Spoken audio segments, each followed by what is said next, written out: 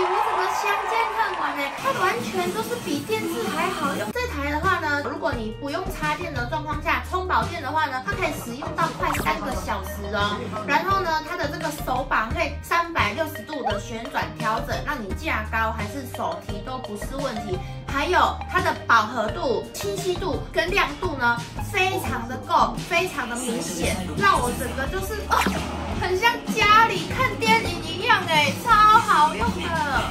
而且这台最棒的地方哦，它就是可以当蓝牙喇叭使用的。这个喇叭的音质哦是 JBL 的哦，那边杜比音效，人家嘣嘣嘣就短掉哦，都不会破音。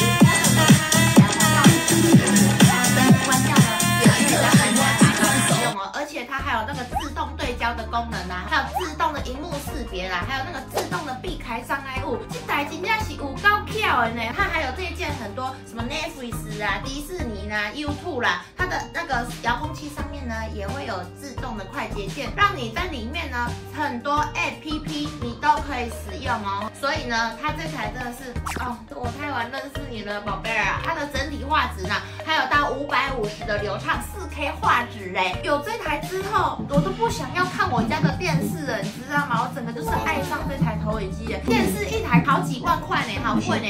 这台我开团连1万块都不用哦。所以大家真的要买这台，有它之后你真的会爱上它。如果你家没有适合的高度还有白墙的话，你可以另外购买支架，还有它的投影布幕哦。像这样子把投影机锁在支架上面，就非常的牢固了，完全不会乱动，非常的稳。